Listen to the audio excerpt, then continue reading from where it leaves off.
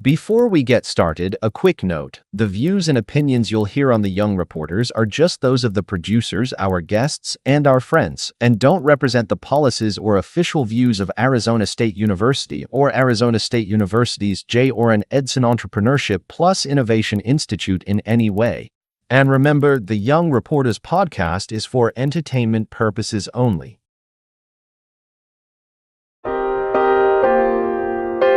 Matchmaker Communications 101, in collaboration with Arizona State University's Edson Entrepreneurship and Innovation Institute, presents The Young Reporters. The Young Reporters chase down ordinary people doing amazing things in the greater Phoenix community and beyond. These inner-city young journalists take their classroom on the air, a class about ethics, commitment, loyalty, and teamwork.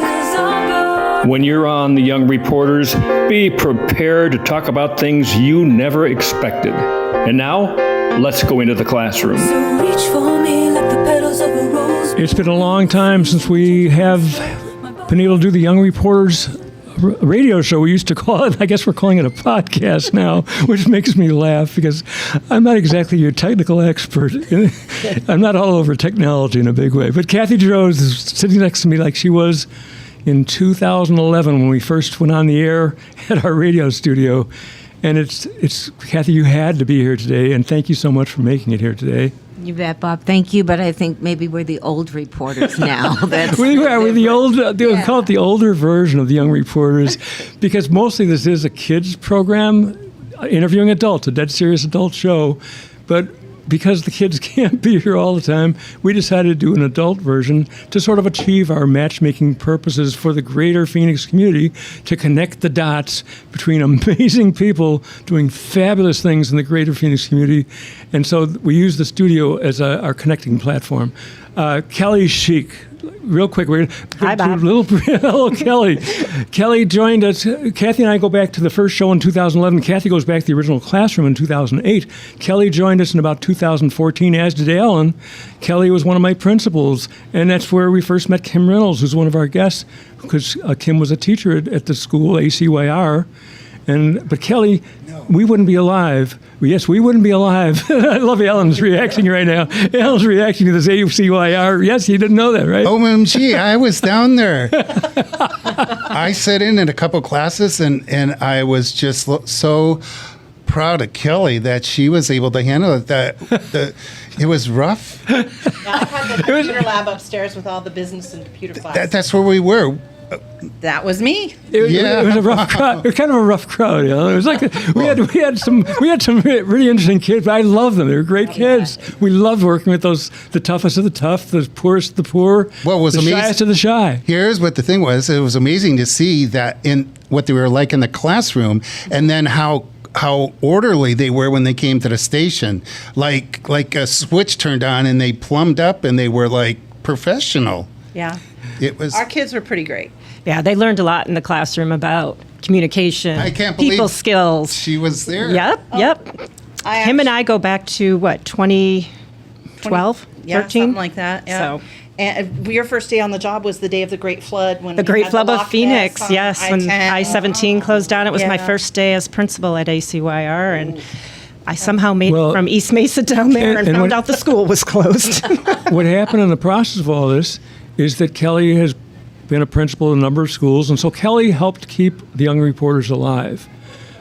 Kelly she loved the program, and so Kelly was always bringing me into whatever school she was at, and so we brought we started out as a high school program and started going younger and younger and younger, because the younger kids are just so much fun, and they're so good at stuff, and they're so innocent, and there's a lot of stuff to cover here today, but basically Kelly has kept us alive, and I will say that thanks to Kelly, we are here today because of her friendship with Kim Reynolds, and this allowed us an opportunity to we've had, 2 meetings, I think, with Kim, and one with Heidi Jacobson. Did I get the name right? Yeah. Yeah. And so Plus I've been to the Invention Convention, or Yeah. what do you call that? Invention Convention Arizona, which is the Arizona affiliate of the larger Invention Convention worldwide. That I didn't know there's a larger version. Oh yeah, the Henry Ford in Dearborn, Michigan runs Invention Convention. That's what that's worldwide. about. Oh, Yeah. that's great. And you sort of teach this around the country, basically? Or? Oh, this one is the Invention Convention. We're specifically in Arizona and working to bring kindergarten through 12th graders into the program where they get to invent something. They look for problems in their community, problems that they see in the world, problems that they see in their own life. One of our inventors, her family is goat farmers, and Goat farmers in Wilcox, Arizona, actually. So very rural community. And this young lady had seen that they had stands to put their big goats on, but then when they needed to care for the baby goats, or they needed to give them treatments or do anything with them, they'd put them and they would fall through and they would get hurt worse. And so she came up with an idea. She's like, why don't we just make it smaller?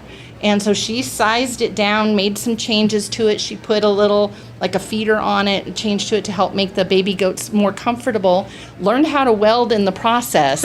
Kim, how old was this? This girl was an 8th grader, so she's. I was in Dearborn, Michigan for the Invention Convention, and I met this individual. Let me tell you, she was amazing. She saw a problem, and she was worried about her baby goats on her farm, and she set out to create this invention that was just amazing for baby goats. Yep. And now, Kim, I'll go back to you. Is that it's getting a patent now, and we're looking for the resources to help her apply for a patent.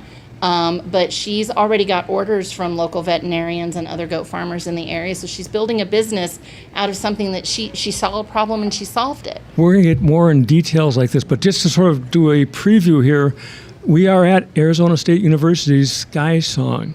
It's a fabulous campus here. I did come to the Invention Convention, or whatever the Devil's Ventures, whatever. It was a combination. It was our Invention Convention Arizona for our young inventors, but it was also our Venture Devils Demo Day. So which is for the older kids, right? That is for our college students that are in our Venture Devil program, and they were actually pitching not just inventions but business ideas. It's kind of like the Shark or something. Yeah, kind of like the Shark Tank, because they were competing for seed funding. And then I know that you Tracy Lee, I believe, is involved in a program that goes beyond it with adult ASU people and faculty, and so it's sort of the same principles. Is that right? Yeah, she works with our faculty to develop businesses with a faculty that have come up with inventions or business ideas or different things. What a fabulous, this whole thing about Arizona, and we are going to get a better introduction of all our hosts and guests. But this thing that Arizona State has come up with, this entrepreneurship and innovation just drives this campus, it seems like. And I know that it stunned me when I realized that they've been rated countrywide as #1 for like 9 to 11 years continuously in this innovations sector. ASU is #1 in innovation for the 10th year in a row. Above MIT. Ahead of MIT and That's Stanford. amazing. Above Harvard and all this stuff, right? #1 in the. I don't know about Harvard. We never quote that, but MIT and Stanford. That's pretty big. Well, Pretty impressive.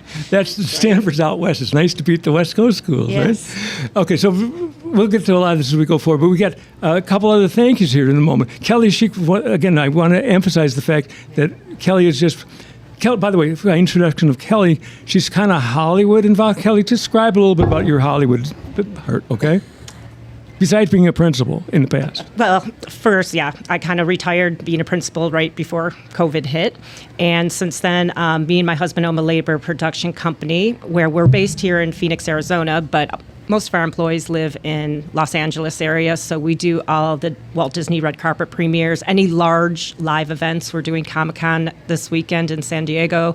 We just did Coachella, right? Coachella, Katy Perry. So any large live events, our employees all work to set the venue and set up the lighting, the carpets, the background. That's about as entrepreneurial as it gets, right? Yeah. So it's an exciting business, always changing. So yes, I'm actually leaving for Los Angeles in about 24 hours for Did you mention 2 Walt Disney premieres coming up. I was saying you going to give a little plug. Freakier Friday. You all that red carpet stuff, Fantastic right? Four. Yep.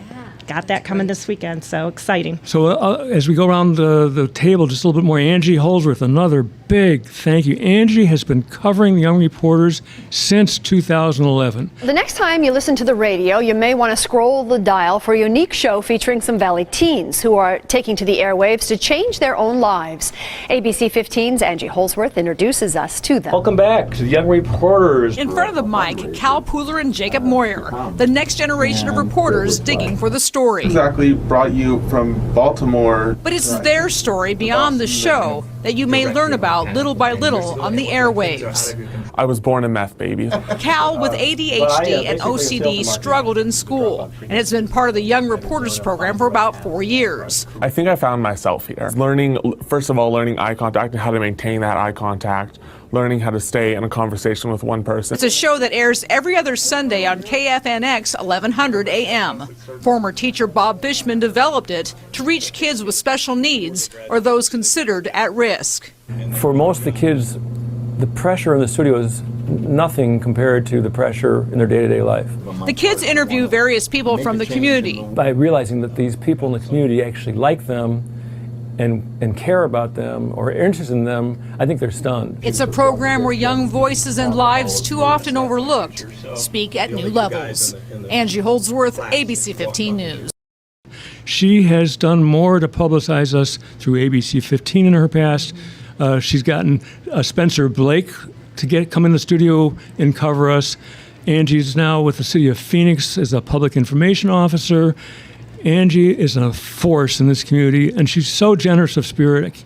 And again, I use her materials to sort of give a quick version of people, who we are, what we do.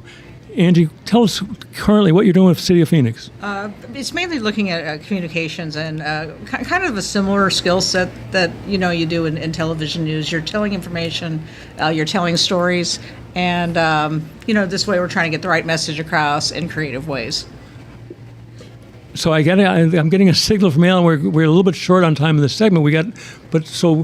So give us, you've brought people in from the city of Phoenix to the Young Reporters. The kids have had a chance to interview people like, I think it was Michelle Dodds, I believe. Yeah, she was with Corporation Commission. She worked with Historic Preservation. And then there were a couple commissioners, I believe, who joined, and someone through our radio. We had Tom, you brought Tom Farese in when he was the president of the council. Yeah, so that was when I was at the Arizona Corporation And the kids Commission, love interviewing these adults. Yes, they did. And, the adults really enjoyed talking with the kids. You can see that they're really engaged with them, and the kids really started to think about things a little bit differently, which I like to see. I just enjoy seeing that moment with kids, when they see that. Finishing brief intros, Kathy Droz, you've been with us since day one. Real quick update: automotive journalist, PR, marketing is your background. You get about 30 seconds to give us a real quick highlight on some of your current stuff. Well, my career is 30 seconds. So my background is I am an entrepreneur. I did find a problem in the automotive industry. Women I didn't feel were treated the same as men. I wrote a book, Help Women Buy Cars, and then I train auto dealers at the dealership on how to understand how women buy differently than men.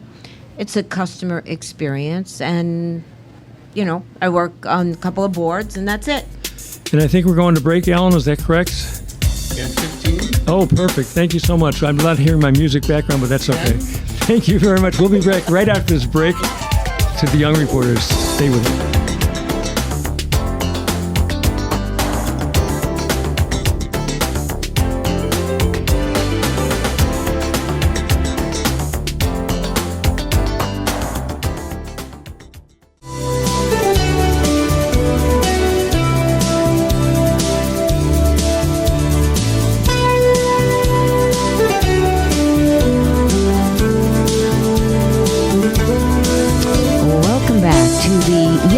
Somewhat young, but not old, reporters.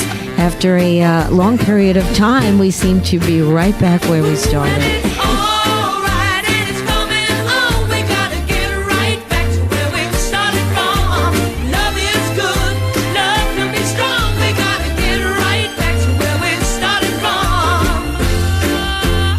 We're so Only fortunate. 5 years ago. It feels like it's yesterday. I know, I've aged so much too. The old reporters. So we are so fortunate to be at ASU's Sky Song. It is innovation. I wish I could think of another word. Entrepreneurship and innovation. Wow, how wonderful. They didn't have this when you and I were coming up with ideas. No, that's You know what, spaghetti against Kathy, the wall. What's interesting about that? Yes. We've had these conversations for years and years. Remember I said to you we're on the right path? I don't know where it's leading, but I know it's leading somewhere good. Mm-hmm. And I always said, stick with it, Kathy, to whatever extent you can. Someday we're going to be discovered. I do remember that. Let's move on.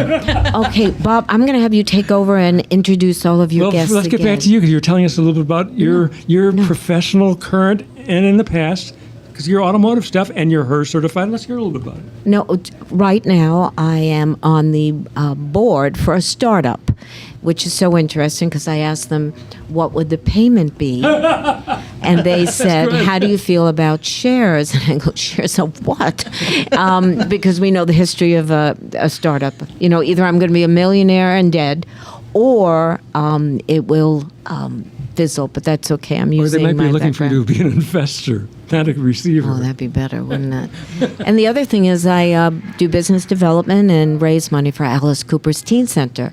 And that's a true volunteer position because like you, Bob, I love kids, love teens. I have 9 grandchildren. I bet I love them. And I think this is the perfect spot. Oh, and I have a junior at ASU. Oh, fabulous. Maybe this gets you a tuition discount at some point. You never know, I right? doubt it. She's a dancer. I don't know if there's a lot of future. Dancers can get discounts, can't they? Yes. By the way, we get dancers in here all the time.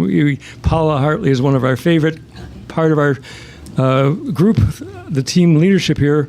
And Paula was the lead dancer for Ballet Arizona, and she's got her own thing she's doing right now and to put on a festival in March. We get a lot of artists that come through this thing. It's a lot of fun.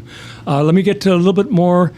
So, Alan Ripa, how can we forget Alan? Again, we wouldn't be here without Alan Ripa. Alan, not only does Alan sort of take charge of our tech, but Alan has been just an amazing matchmaker for this group. He brings in fabulous guests just in the course of his daily journeys through real estate, through being involved with the Commemorative Air Force for years and years. And just because Alan, he's now referred to as the mayor of McCormick Ranch, because he started. Tell us a little about the mayor of McCormick Ranch, part, will you? It's the mayor of the walkway. There's a walkway that goes along the golf course. This is serious, Miss Rose. I walk every morning. It just doesn't show all the time, you know? But it's good that you're doing it. Ouch. Whoa. That was vicious. I just mean, it's obvious he's working hard because every once in a while he gets out of breath. Every once in a while. You know, so 4 miles every morning. I went out for a walk one day, and then all of a sudden I met 150 people out there, and I started a happy hour, which is once a month. So it's all the people from the walkway go to this happy hour. And so I was giving one of the gals a card, and I said, you know, Chris, I was going to be making, T-shirts here pretty soon. And she goes, Alan, are you turning us into a cult? But anyway, it's just wild. And then I've connected like 10 businesses that the rule is if you give my constituents a benefit, then you can go onto the RIP's website free. Because I get a lot of traffic on the website. So for them, they'll give a 10% discount to anybody that has the walkway card. And then I got this plastic surgeon, and she's going to $200, Bob, free consultation. Thank you. And, I could use that probably. Thank you. She gave me a tour of her office, and I said, do you think you can do anything with me? And she just lowered her head. Said, I'm sorry, Alan. There's nothing I can do.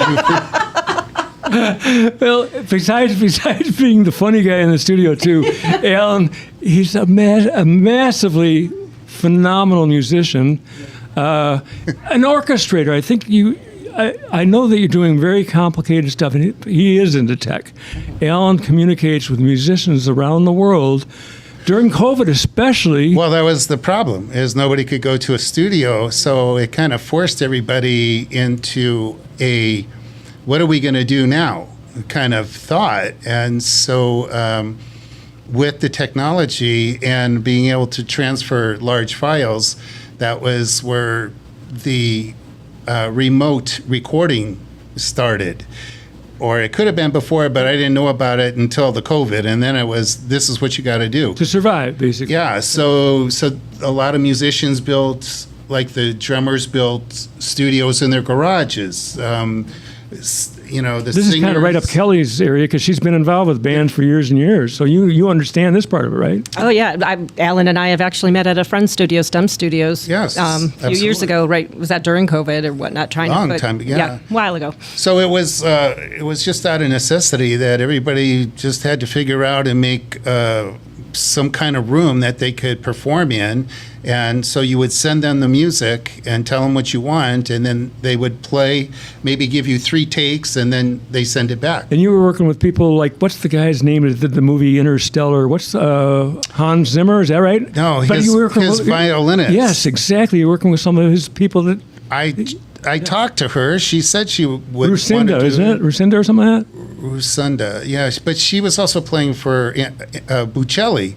And so she was going on tour. But anyway, I ended up getting somebody else that's brilliant, and they were out of Vienna as well. And you've been involved with people from the Chick Corea band as part of your music production, right? Yeah, I've had several different members. And anyway, it's been like living the dream to be able to work with this caliber of musicians around. And now, we found out recently that Alan has produced, I haven't heard it, but Alan has produced some music that's sort of Disney-related, potentially. Yes. And so he's all excited about, what's this all about? So because I'll be in LA tomorrow, in about 24 hours from now, I am going... Kelly, oh, please, Kelly. Thank you, Alan. So, yes, he paid me on the side. I'm going to pitch it. And it's not often that I actually beg girls to do something. So he says. Yeah, 4 miles of walking every day. Why would you have to? He's got 150 followers on the sidewalk over there. Finishing your He doesn't need to beg me, but the money helps. What are you going to do in Hollywood? So we're doing our Disney premieres this weekend in Hollywood. I'm taking Alan's beautifully written song to Walt Disney Studios, some of the top executives there, to see if we can pitch his song for some of the upcoming Disney movies in the future.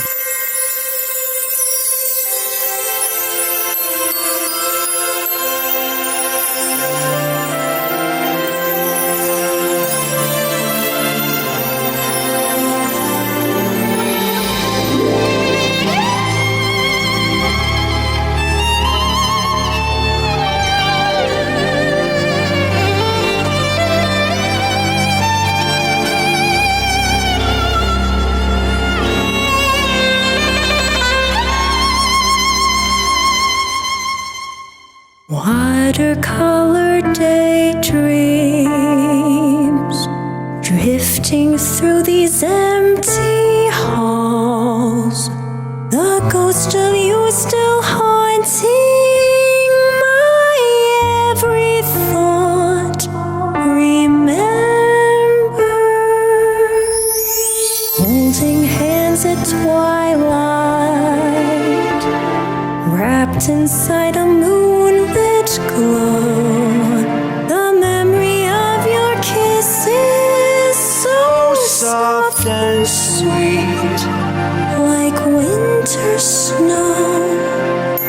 But then one day you slipped away in an autumn haze. The leaves were falling as I tried to understand why beautiful things must come to an end.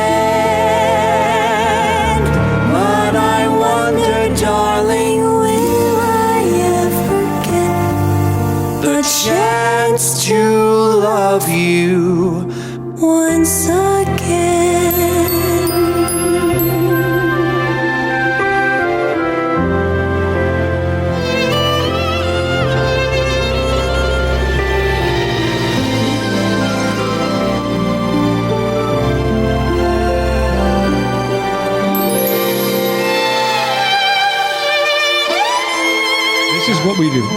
this is what we do. We connect people. Yes, Kim, go ahead. Oh, I was going to say, Kelly, Brian, and I have developed a ride. I need you to write the music for it, but we have a ride that we need to get to the executives. Excellent. Like a Ferris wheel? What do you? Oh no, it'll blow away Ratatouille, and it'll blow away even oh my goodness, Resistance. this stuff is happening. It's pretty amazing. I take money in all forms, Kim. Let me get to our You can pay me on the side too. Our last guest in the Cheese studio plates. we haven't introduced yet.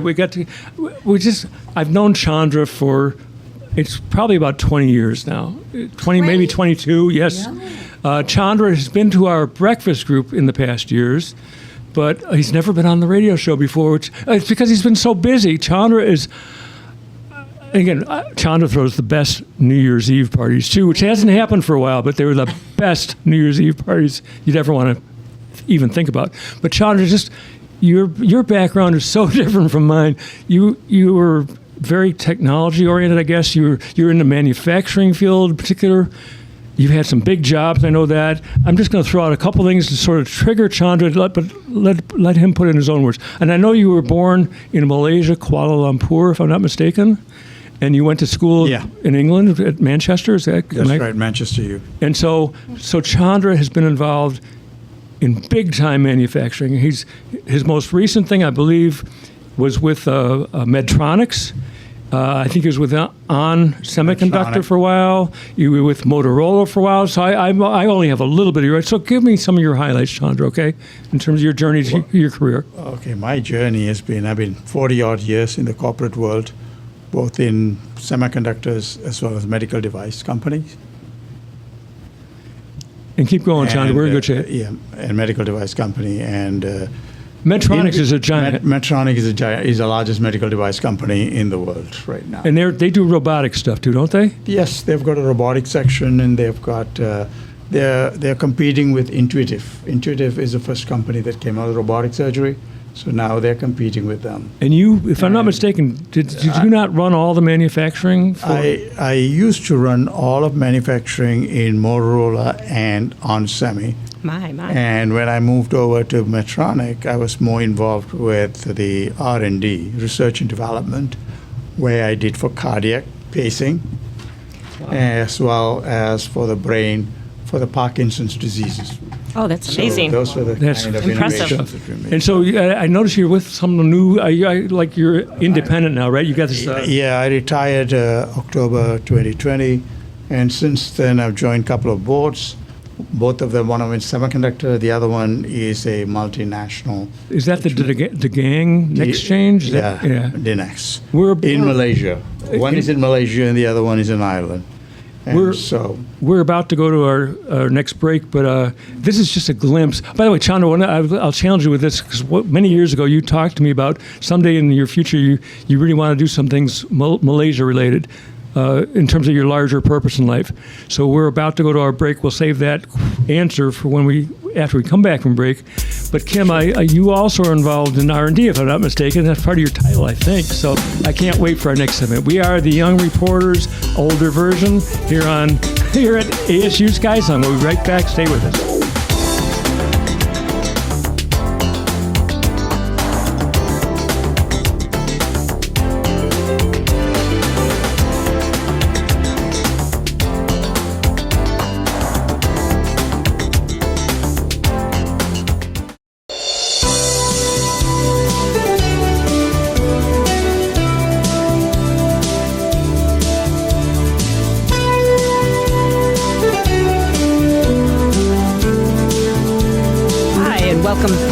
To the Young Reporters. We are coming to you from Orin Edson Entrepreneurship and Innovation Institute, and my name is Kelly Randall. I'm one of the hosts here today, sitting amongst a fine panel of people around me.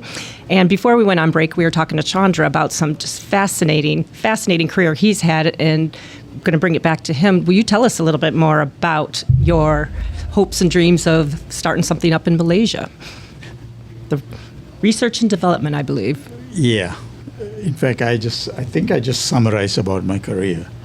But I retired 2020, and since then I've been, joined two boards. But beyond that, I am looking at doing something in Malaysia, which is about, whether it's entrepreneurial or otherwise, but it is more on a technology front in terms of people who are interested in startups, people who are interested in innovation is something that is so ubiquitous. It is not everybody can, there are 10,000 people start up, but about 500 to about 200 of them actually survive. It's kind of like podcasts, right? Everybody's got one, right? You can always start something. It's a question about how do you get them, and especially for young kids, they have, they've got great ideas, brilliant ideas, but they just do not know where to go from point A to point B. And helping them through that process is what gives me a lot of satisfaction. That's a lot about what the Young Reporters is about, is bringing together those two worlds and helping kids find their way into becoming entrepreneurs. And some of them, even young, innovators, what they don't know is how to get from innovation to the next step. How do you grow from $100,000? They can get up to 100,000, but there is a big leap from 100,000 to $1 million, and then another $1 million to 10 million. There's all of these chasms they have to cross, and what I help them, many of them, is the do's and don'ts about managing your business, because you find out that cash flow is your biggest obstacle in growing from one stage to another in growth. And did you say cash flow? Is that what you said? Cash flow is your biggest. Nobody actually tells you that. They talk about everything else, but they don't tell you about cash flow. Cash flow is your biggest hindrance for a successful growth trajectory. And most people, when you grow from a 10,000 to 100,000, 100,000 to $1 million, it is how much you want. If you get too greedy, then you go bankrupt.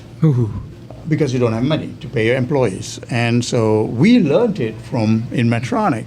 Our CEO, or rather the first founder, found out about it because he was an innovator. And he innovated in his garage, and finally he found out that he was bankrupt even before he knew it. So just define that, did you say, what's the difference between an innovator and what you're talking about then? Totally different? It's the same thing. Okay. Innovators need help. Okay. And they need help in helping them grow and maturing their business. So the idea is just the first step. It's launching that idea. Idea is the first step. Launching that idea, in making into a business, having a business plan which is realistic, and not being, I want to conquer the world kind of. I mean, that's audacious, but even that, helping them through that process is really what, especially young kids, young entrepreneurs, they need a lot of help. So Chandra, real quick, you're sitting right to your right is a true visionary. We've had so much. Kelly and I have had 2 meetings with Kim, one with her direct superior, Heidi Jacobson. And it was just Kelly and myself in their office, and it was so on fire because they are so visionary. And yet their backgrounds were education. We'll get more in that too. But it was inspiring to be in the presence of those 2 people, because they were on fire and they got our concept like that. And so this conversation you're talking about, Kim, you must experience this somewhat in the programs you bring to fruition that relate to exactly what he's saying. We do, and we,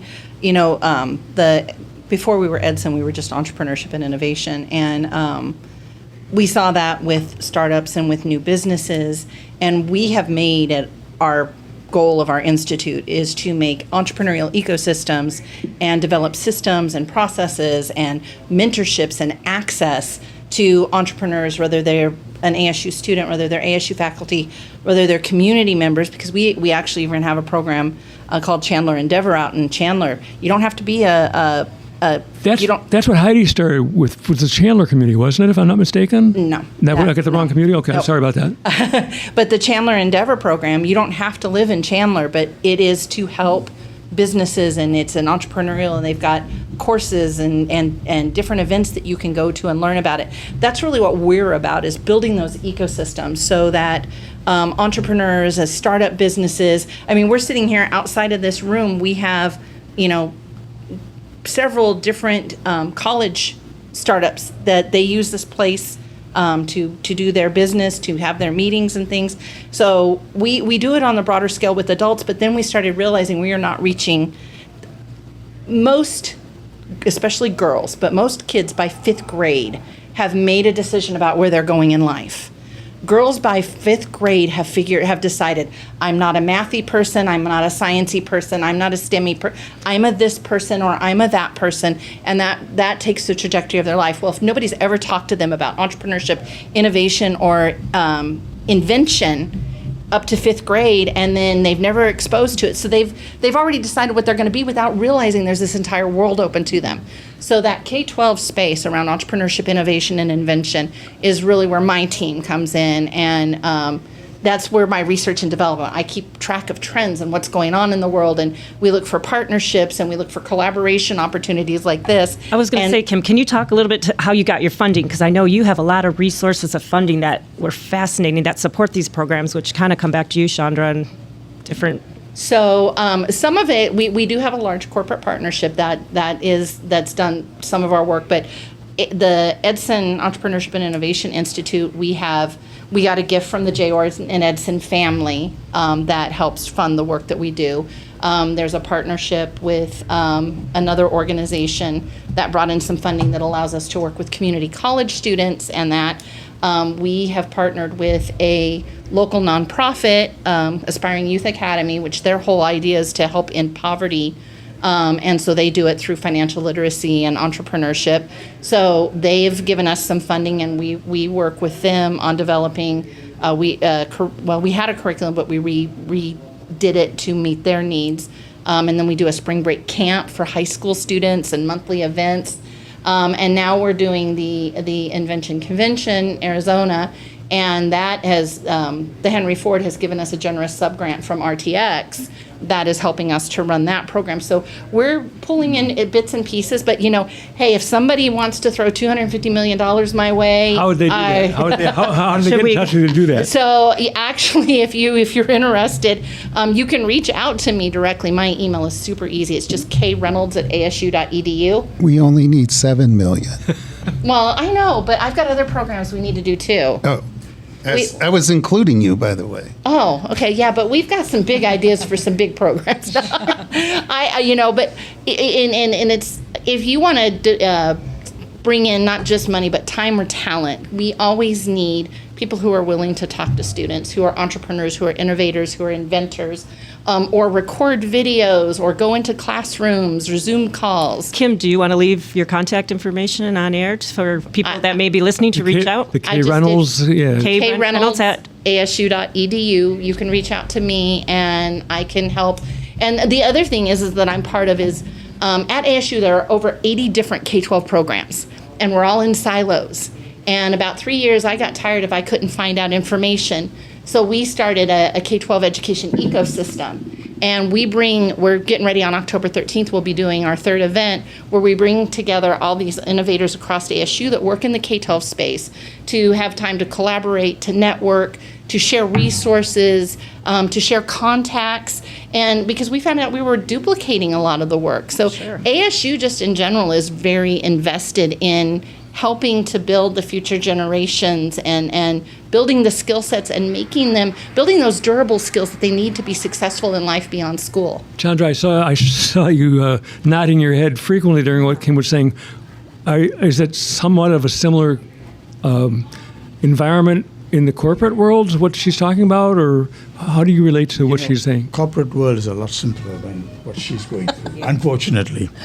Corporate world is a lot simpler. I mean, she has gone through, she's getting into the most difficult process of getting them up there. Mm-hmm. My world is a lot simpler. No, seriously, my world. Well, that's the way I feel. I deal with people who are already innovators, mm-hmm. Who are already, and they don't know how to get through the process, but they are innovators. So I deal only with them. So I don't have to. Well, again, her whole background is like this. She's an education background, right? It stuns me that how did you get from education to like this innovate? And then we got a little bit of time for our next break. How did you get to entrepreneurship and innovation from education? How did you decide that? So I have successfully failed at starting 3 businesses. You said failed? Failed. Successfully failed. Successfully failed. I failed fantastically. But I come from, my dad was an entrepreneur, a serial entrepreneur. And then I had, after Kelly abandoned me, I had one really horrible principal and went looking for a job. And all I'll say is, it was a God thing. The day I started looking for a job, I opened it up and there was a job with our youth entrepreneurship team, specifically around technology, which was my because I'm also an ed tech expert. And you're a drone person too, right? I am a certified drone pilot. We're going to have to go to break right now. We'll pick up on this in a couple minutes. We're here with Angie Holdsworth, Kim Reynolds, Chandra, Alan Ripa, Kelly Randall, Kathy Droz. I'm Bob Fishman. We'll be back right after this short break.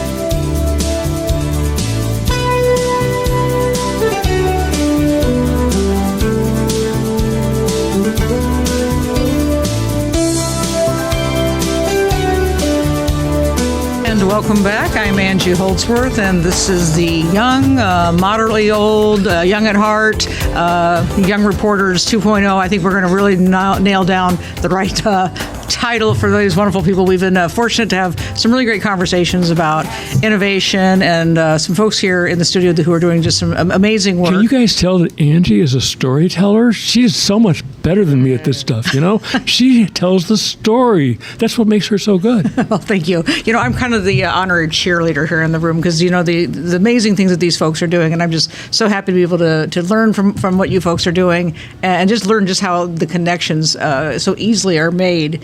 Just in my background is in storytelling and broadcasting and that sort of thing, not doing quite the same level of work that you folks have done. But, you relate back to those experiences with the people that you've connected with and the children that you've dealt with and the stories that, were hard to tell and that are that I've learned so much from that, and then when you're able to share that. So that's where I'm fortunate. So I get to be the honorary listener in the room, I guess, too, and absorber. And we want to get it back here to Kim because she was really talking about her journey from education into innovation, and maybe those two things go hand in hand, maybe not. But you were kind of on the process of talking a little bit more about how you got where you are.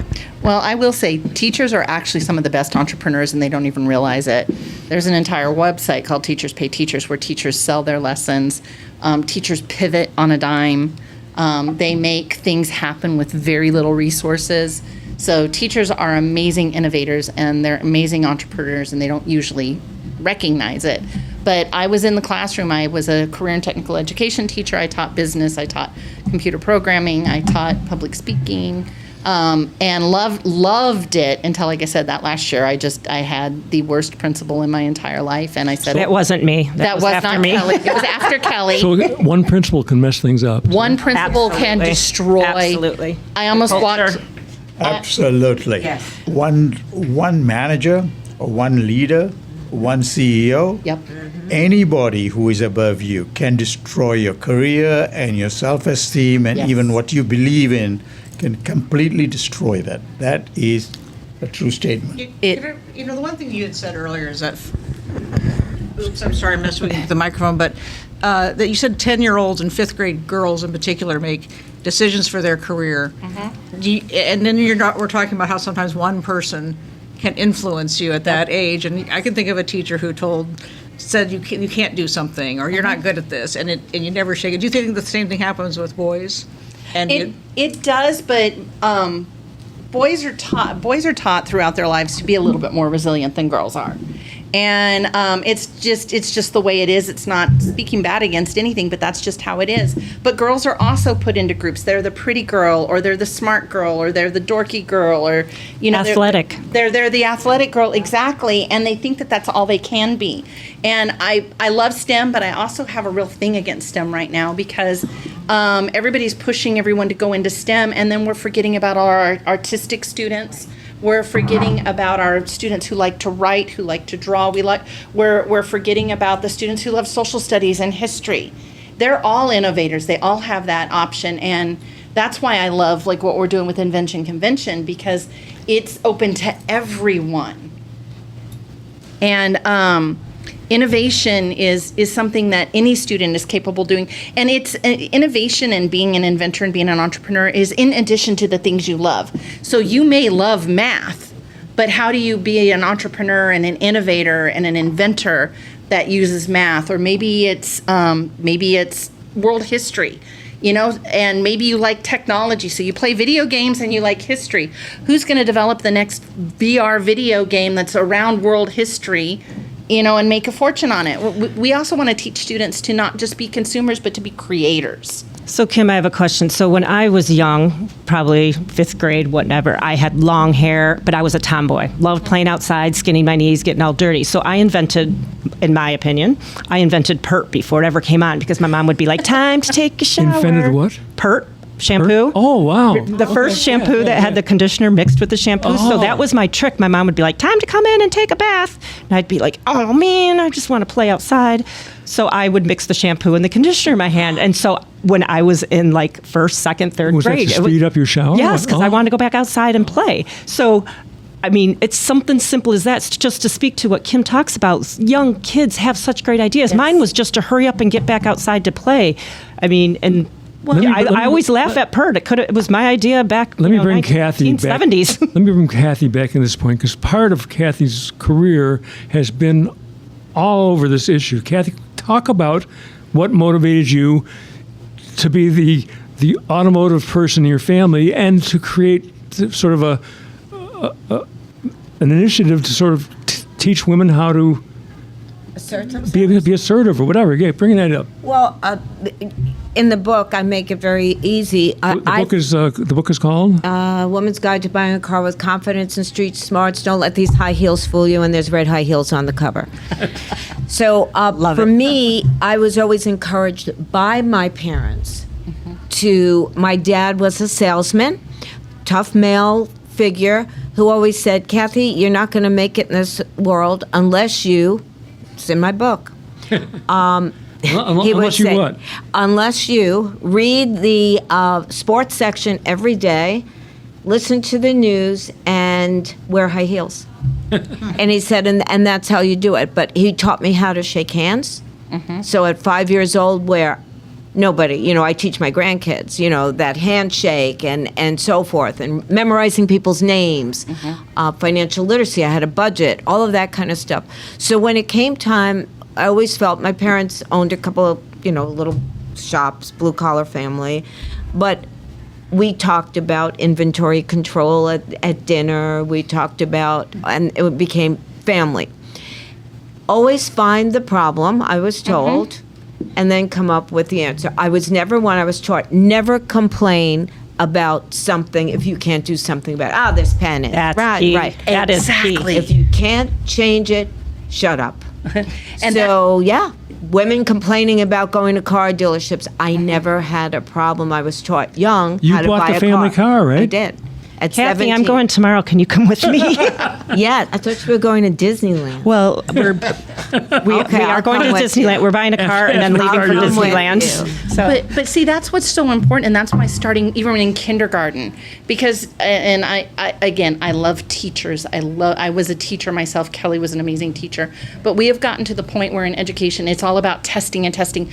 I'm sorry, testing is not actually an accurate measure of how students are going to do once they get out of school. It's how well do they play the game. Teaching them things like innovation and teaching them in kindergarten and 1st and 2nd grade and 3rd grade before it's beaten out. My granddaughter lives with us, and she's an amazing innovator, and I taught her how to innovate at the very early age. She got into school, she's going into 4th grade now, and in kindergarten it used to be, how do we do this or how might we? And now it's like when something happens, she's like, well, somebody will fix it. They beat it out. They beat it out of them in school, that creativity, because there's always a right answer. And that's all. When we introduce this to some of the kids, and especially our most vulnerable populations, we start talking about, and they want to know what's the right answer. It's like there's not a right answer. You decide what the right answer is, and giving them that freedom. And then the second part of it is teaching them how to fail. The failure is not the end. Failure is where you learn. My very favorite line is from a Disney movie. If you haven't seen Meet the Robinsons, you've got to see it. But in there, the line is the main character, he's done something and he's going, oh no, I'm so stupid. And the family's like, what do you mean? You succeeded. And he's like, huh? And one of the aunts says, she goes, from failure, we learn. From success, not so much. You know, when you mentioned about STEM before, for a few years, and I'm not, I'm a part-time hit-and-run communications teacher in schools, but one of the things that I pay attention to is technology, even though I don't like technology necessarily, but because I think it's destroying society at times, in lots of social media especially. I know. I'm going to bring it back to you in a second, John. I'm going to agree with you in the long run, but 5-8 years ago, everybody's told to go into coding, but now AI can eliminate coding jobs like a snap of a finger. And so kids who are advised to go into coding, it's like they got to retool or something. So what Chandra was going to get to is that last Sunday on Fareed Zakaria GPS, one of my favorite shows, he had Jensen Huang as a guest. You probably saw that. And Jensen Huang, and this relates to our show, Jensen Huang made the comment that basically it's all about, I got it written down, I'll probably have to come back to it in our next show, but it's all about connecting, communication, and I can't remember the third one, but Jensen Huang, who's the CEO of NVIDIA. It was an amazing interview. We are we're running out of our time on our last segment here. We're going to get this group back together again for our next podcast real soon. So are we coming back next week? We're going to come back whenever you put these things out, Alan, next week, or we're going to get this. Hopefully we're going to be once a week. We'll put these shows together, and hopefully we'll get some kids up and running soon to get the real young reporters going. But this is why we do the adult version, is it becomes an opportunity for matching amazing people in the community to each other. Just thank you. Thank to our audience, whoever is out there, whenever they're out there, and thank you for the people who will go on to Alan's pod network, whatever that is, whenever that is. But I'm so grateful to the group in the studio today, and we'll have the same group again back together for our next show. But it's amazing. I just can't think. You bring me to tears at times for this stuff. It's been a long fight. It's been 25 years of fighting to make this breakthrough, and today I think is the big breakthrough. Thank you all so much. Every guest in the studio. We'll get this group back together again. Thank you to ASU Sky Song. We'll be back soon.